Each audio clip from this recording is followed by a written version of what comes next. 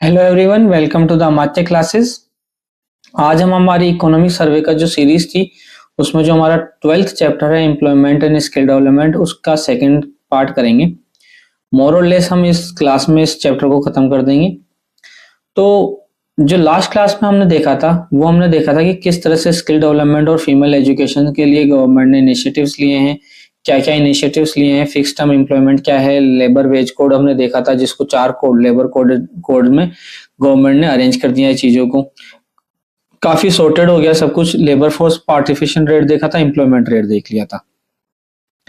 ठीक है, तो आज हम स्टार्ट करते हैं getting scaling right, means industry driven क्या क्या स्किलिंग इनिशिएटिव्स गवर्नमेंट ने लिए हैं। तो गवर्नमेंट ने सबसे पहले तो देखो national scheme for upgradation of training industrial training institute किया। मींस जो हमारे आईटीआईज हैं उनको 1000 आईटीआईज को गवर्नमेंट अपग्रेड करेगी। National scheme for upgradation of industrial training institute, industrial training institute होते हैं हमारे आईटीआई। तो उसमें क्या करेंगे, अपग्रेडेशन में स्मार्ट क्लासरूम लेके आएंगे, हम मॉडर्न लैब्स लेके आएंगे, डिजिटल कंटेंट प्रोवाइड कराएंगे उनको, industry aligned courses being provided. Means जो एजुकेशन इंस्टीट्यूट है और जो इंडस्ट्री है उसके बीच का जो गैप है उसको कम करने की हम कोशिश करेंगे। मोटा मोटा यही एम है हमारा। फिर फ्लेक्सी एमओयू स्कीम आई है, उसमें क्या है, firms providing customised training. Means जो इंडस्ट्री की फर्म्स हैं वही कस्टमाइज्ड ट्रेनिंग प्रोवाइड करा रही है आईटीआई स्टूडेंट्स को। Nearly 10,000 students are trained by prominent enterprises. जो एंटरप्राइजेस हैं उन्होंने कुछ स्टूडेंट्स चूज करें कि 10 आप हमारे पास भेज दीजिए, 20 हमारे पास भेज दीजिए। तो इस तरह से 10,000 स्टूडेंट्स को इंडस्ट्री ने खुद अपने अकॉर्डिंग ट्रेंड किया है ताकि वो उनको जब उनकी एजुकेशन कंप्लीट हो और कॉलेज के बाद में उनको अडॉप्ट कर सके एज ए ट्रेंड पर्सन। एक हम फिर बात करते हैं प्रधानमंत्री कौशल विकास योजना 4.0 जो है हमारी। 4.0 में क्या क्या चेंजेस किए हैं, training in NSQF aligned job roles, means national skill qualification framework जो है हमारा, उसके अलाइंड हमने जॉब रोल्स के लिए ट्रेनिंग प्रोवाइड करवाई है। Collaboration with industry led sector skill councils, means industry के साथ में हमने कोलैबोरेट किया है ताकि स्किल्स जो इंडस्ट्री रिलेटेड स्किल्स हैं वो प्रोवाइड कराई जा सके। रोजगार and apprenticeship melas linking employer with job seekers, means हम रोजगार मेला में क्या होता है, रोजगार मेला अरेंज किया जाता है, उसमें कुछ इंडस्ट्री को अपॉइंट, इंडस्ट्री आती है, उसमें कुछ स्टूडेंट्स आते हैं। ठीक है, ये जॉब सीकर हैं और ये जॉब प्रोवाइडर हैं। तो एक तरीके से एक कॉमन प्लेस प्रोवाइड करा दिया जाता है जहां पे आप आइए, इंटरव्यू लीजिए और वहीं से सेलेक्ट करके ले जाइए मैक्सिमम लोगों को। तो दोनों के लिए फायदा है, स्टूडेंट को तो जगह जगह नहीं भटकना पड़ेगा और इंडस्ट्री के लिए फायदा है कि मल्टीपल स्टूडेंट्स जिनको जैसी उनको रिक्वायरमेंट है वैसे अवेलेबल हो जाएंगे उनको। थोड़ा सा हम इनकी स्कीम्स के बारे में देखते हैं। प्रधानमंत्री कौशल विकास योजना क्या है, ये एक तो फ्लैगशिप स्कीम है गवर्नमेंट की। पहली बात तो ministry of skill development and entrepreneurship के थ्रू ये ऑर्गेनाइज कराई जाती है। तो प्रधानमंत्री कौशल विकास योजना फ्लैगशिप स्कीम है, इसलिए हमने इसकी डिटेलिंग देखी है। Ministry of skill development and entrepreneurship के थ्रू ये ऑपरेट होती है। इसमें क्या कराया जाता है, शॉर्ट टर्म ट्रेनिंग दी जाती है स्टूडेंट्स को। Recognition of prior learning, means इसमें जो उनकी जो प्रायर लर्निंग है उसको रिकॉग्नाइज करके उसके आगे की शॉर्ट टर्म ट्रेनिंग उनको और दी जाती है। Special projects for special groups, okay, जो ग्रुप्स होते हैं ना उनको स्पेशल प्रोजेक्ट्स प्रोवाइड कराए जाते हैं कि आप इस प्रोजेक्ट से रिलेटेड आपको ट्रेनिंग दी जाएगी। जैसे सपोज करो कुछ लोग ऐसा हैं 20 लोग जो हमारे सऊदी कंट्रीज में जाके वर्क करना चाहते हो, तो उनको उसके अकॉर्डिंग उनको ट्रेनिंग दी जाती है कि आप 20 लोगों को तैयार किया जाए, आप जाइए और वहां पे काम कीजिए। ठीक है, दूसरा है हमारा instead of funding training institute the goal government funds the learner who chooses the where to trained. Promotion scheme है, ये हम देखते हैं एक बार। Innovative financing for skill development है ना। इनोवेटिव फाइनेंसिंग क्या है कि पहले हम क्या करते थे कि गवर्नमेंट इंस्टीट्यूट को सीधा फंड दिया करती थी या फिर उनको सब्सिडी प्रोवाइड कराया करती थी कि आप इतने स्टूडेंट्स जो है उनको, हम जो पुअर सेक्शन है उसको भी लीजिए, इकोनॉमिकली पुअर सेक्शन को, और उनको आप ट्रेंड करिए, ट्रेनिंग दीजिए।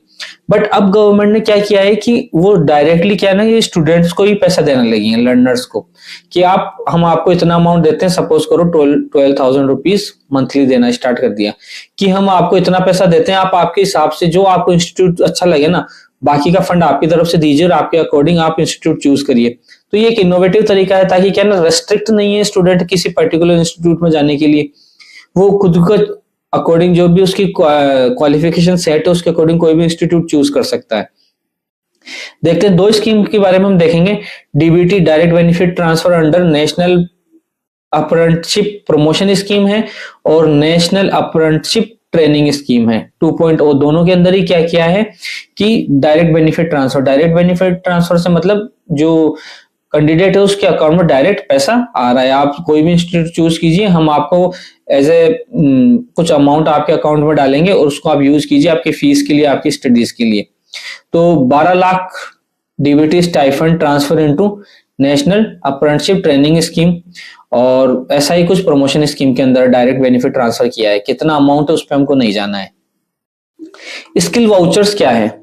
स्किल वाउचर्स ऐसा है कि डिमांड साइड फाइनेंसिंग इंस्ट्रूमेंट है providing choice to learners. Means आप एक वाउचर दिया है, गवर्नमेंट दे रही है आपको, वही डीबीटी की तरह है। डीबीटी में पैसा आ रहा है, इसमें आपको एक वाउचर मिल रहा है। एक वाउचर आपको गवर्नमेंट प्रोवाइड करा रही है, वो वाउचर आप किसी भी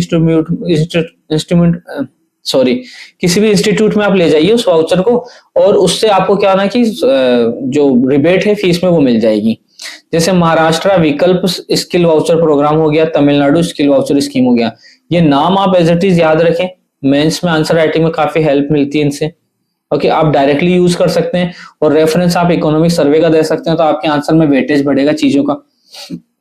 ठीक है, स्किल इंपैक्ट बॉन्ड देखते हैं ये क्या होते हैं। Skill impact bond is a outcome based financing model. इसमें क्या होता है कि प्राइवेट इन्वेस्टर है ना फंड करता है स्किल ट्रेनिंग।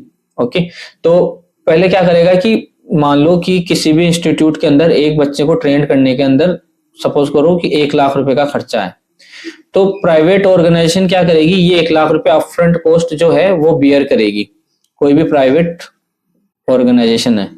फिर गवर्नमेंट क्या करेगी, इसकी स्किल सेट चेक करेगी कि भाई आपने जो स्किल प्रोवाइड कराई है वो स्किल इनके अंदर आई भी है, ये लर्न कर पाए या नहीं कर पाए बच्चे उस चीज को। अगर बच्चे उस चीज को स्किल सेट को लर्न कर पाए तो गवर्नमेंट जो पहले से प्री डिफाइंड रेट है उतना पैसा प्राइवेट ऑर्गेनाइजेशन को दे देगी कि हाँ आपने सक्सेसफुली बच्चों को सिखा दिया ये चीज। तो ये एक तरीके से स्किल इंपैक्ट बॉन्ड का कंसेप्ट है। Private investor fund skill training upfront and the government or donor repay them only if agreed result are achieved। अगर agreed जो रिजल्ट है वो अचीव्ड होते हैं तो गवर्नमेंट जो है इनको वापस फंड करते हैं, अदरवाइज तो आपके पैसे आप मजे करो, सीधी बात। मॉडल लोन स्कीम क्या है हमारी? Credit based skilling expanded by raising loan limits and widening eligible lenders. Means जो लोग लोन दे सकते थे उनकी क्राइटेरिया भी बढ़ा दिया है, एलिजिबल जो लेंडर्स हैं वो काफी ज्यादा हो गया, वाइड कर दिया उसका एरिया, और जो लोन की लिमिट थी वो भी बढ़ा दी गई है। Coverage extended to non SQF courses from MSD SIDH registered providers. MSD SIDH क्या है? सिद्ध तो हमारा skill India digital hub, SIDH, skill India digital hub. Okay, और MSD क्या है हमारा?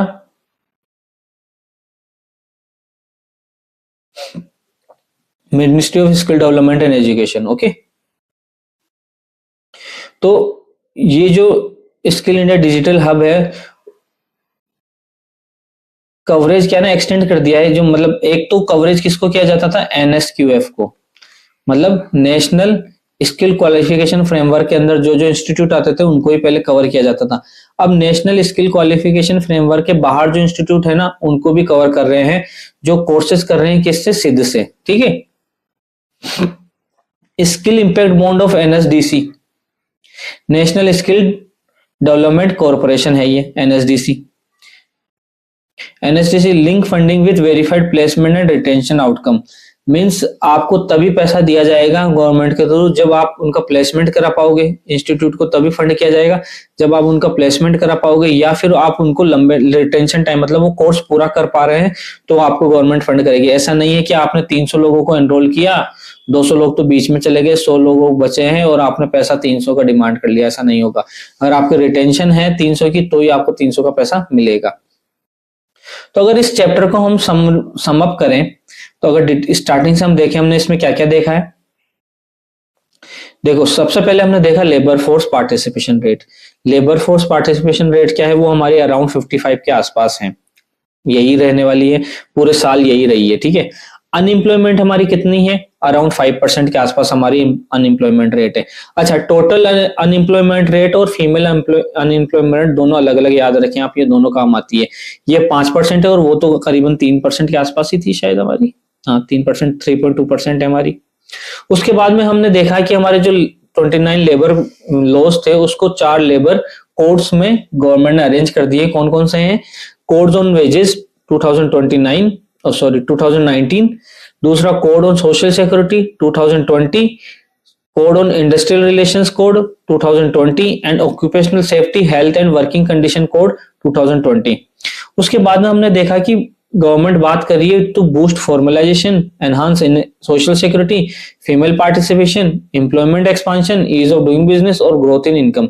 तो इनके लिए कई सारी चीजें गवर्नमेंट ने डिसीजंस लिए हैं। जैसे अगर हम बात करें वन बाय वन, तो एक तो उन्होंने गिग वर्कर्स को क्या करा है कि गिग वर्कर्स को रिकॉग्नाइज कर दिया है। जो एफटी हमारे होते हैं फिक्स टर्म एम्प्लॉय, उनको जो हमारे कॉन्ट्रेक्चुअल एम्प्लॉय होते हैं उन दोनों को इक्वल कर दिया है। इन दोनों को आपको अगर आप कहीं पे भी एम्प्लॉय करते हो तो मैंडेटरी है कि एम्प्लॉयमेंट लेटर आपको देना है। फिर एक यूएन लेके ये गवर्नमेंट यूनिवर्सल अकाउंट नंबर, उसमें क्या था कि आप कितनी भी अगर ऑर्गेनाइजेशन चेंज करो, आपका जो पीएफ का पैसा डिडक्ट हो रहा है वो उसी अकाउंट में जाएगा, क्योंकि ये कॉमन नंबर हो गया है। वो आप दूसरे ऑर्गेनाइजेशन में जाके ये नंबर दे दीजिए, वो लिंक कर देंगे आपको, ठीक है। फिर उसके बाद में सभी स्टेब्लिशमेंट में नाइट शिफ्ट जो वुमेन्स की होती है वो अलाउड कर दी है। कॉमर्शियल एस्टेब्लिशमेंट में सभी जो फैक्ट्रीज थी उसमें जो हैजार्डियस इंडस्ट्रीज थी जिसमें वुमेन अलाउड नहीं थी वर्किंग के लिए, उसमें अलाउ कर दिया है, ठीक है। तो ये सारे इंस्पेक्टर जो है वो पहले इंस्पेक्टर हुआ करता था, उसको इंस्पेक्टर कम फैसिलिटेटर का रोल दे दिया है। सिंगल विंडो क्लियरेंस का काम कर दिया है। फ्लोर वेज स्टार्ट कर दिया गवर्नमेंट ने, नेशनल फ्लोर वेज डिसाइड कर दिया कि इससे कम आप पैसा इस जॉब के लिए नहीं दे सकते। Equal payment for equal work कर दिया है। तो ये सारे चेंजेस करे हैं गवर्नमेंट ने। फिर हमने देखा था कि female labour force participation rate कितना है, तो वो अराउंड 41% है, 23 से 41% हमारा इंक्रीज हुआ है। और उनकी अनएम्प्लॉयमेंट रेट कितना है, 3.2% है भाई, बहुत कम एम्प्लॉयमेंट रेट है उनकी, ठीक है। फिर फ्लेक्सिबल वर्क स्ट्रक्चर की बात करी हमने, अफोर्डेबल हाउसिंग की बात करी कि वो हॉस्टल प्रोवाइड कराएंगे जो वर्किंग वुमन है उनके लिए, क्रेची की फैसिलिटी होगी। तोजी हॉस्टल की बात करी हमने जो तमिलनाडु में है। हम उनका जो साइंस टेक और इंजीनियरिंग मैथमेटिक्स जो है, साइंस टेक स्ट्रीम का मतलब होता है science tech engineering and mathematics, इसके अंदर वुमेन का पार्टिसिपेशन इंक्रीज कराना चाहते हैं। फिर हमने बात करी कि तेलंगाना के वी हब मॉडल की, महाराष्ट्र के महिला आर्थिक विकास महामंडल और केरला के कुदम्बश्री, ये तीनों पब्लिक प्राइवेट पार्टनरशिप मॉडल हैं कि उनका जो प्राइवेट प्लेयर है उनका रोल कैसे इंक्रीज किया जाए, वो ज्यादा से ज्यादा पार्टिसिपेशन कैसे इंक्रीज किया जाए।